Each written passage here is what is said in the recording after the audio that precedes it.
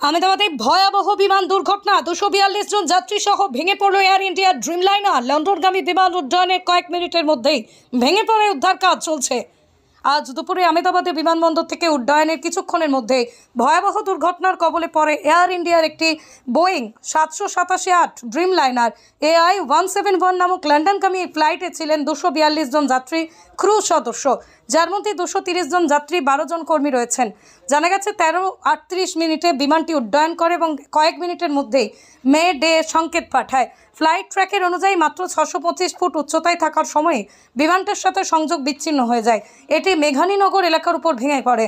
দুর্ঘটনার সময় ও পরবর্তী অবস্থা: বিমানটি যেহেতু দীর্ঘ পথের জন্য সম্পূর্ণ জ্বালানিতে ভর্তি ছিল, তাই দুর্ঘটনার পরপরই ভয়াবহ আগুন ও ধোঁয়ায় ঢেকে যায় এলাকা। স্থানীয় বাসিন্দাদের সাহায্য এবং সঙ্গে সঙ্গে আসা সাতটি দমকল, বহু অ্যাম্বুলেন্স দ্রুত উদ্ধার কাজে নামে। প্রাথমিক তথ্য অনুযায়ী ভারতীয় 169 জন, ব্রিটিশ নাগরিক 53 জন, পর্তুগিজ 7 জন, কানাডিয়ান 1 জন। সরকারের প্রতিক্রিয়া: প্রধানমন্ত্রী নরেন্দ্র মোদী নিজেই গোটা পরিস্থিতির উপর নজর রাখছেন।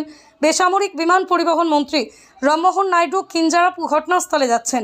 স্বরাষ্ট্রমন্ত্রী অমিত শাহ রাজ্য প্রশাসনের সঙ্গে যোগাযোগ রাখছেন। বিমান সংস্থার বিবৃতি: এয়ার ইন্ডিয়া জানিয়েছে এটি একটি ভয়াবহ হৃদয় বিদারক ঘটনা। সংস্থার চেয়ারম্যান এন চন্দ্রশেখরন পরিবারগুলোর প্রতি সমবেদনা জানিয়েছে এবং জরুরি সেন্টার খোলা হয়েছে। তদন্ত এবং ভবিষ্যৎ পদক্ষেপ: ডিজিসিএ এবং বোয়িংয়ের যৌথ তদন্ত দল গঠন করা হয়েছে। ফ্লাইট রেকর্ডার খোঁজার কাজ চলছে। আহতদের নিকটবর্তী হাসপাতালে নিয়ে যাওয়া হচ্ছে। এই দুর্ঘটনায় 2011 সালে বোয়িং 787 চালু হওয়ার পর প্রথম বড়সড় প্রাণহানির ঘটনা হলো বলে মনে করা হচ্ছে। বিশ্লেষকরা বলছেন এর ফলে আবারও নিরাপত্তা, বোয়িংয়ের প্রযুক্তিগত নির্ভরযোগ্যতা নিয়ে প্রশ্ন উঠছে। ঘটনার গুরুত্ব: 2010 সালে ম্যাঙ্গালোর, 2020 সালে কোঝিকোড়ে ঘটে যাওয়া বিমান দুর্ঘটনার পর এটি সবচেয়ে বড় বিমান দুর্ঘটনা। উল্লেখযোগ্য, প্রাক্তন গুজরাট মুখ্যমন্ত্রী বিজয় রূপানি এই বিমানে ছিলেন। প্রাথমিক সূত্রে জানা যাচ্ছে, অফিসিয়ালিভাবে এখনও নিশ্চিত নয়।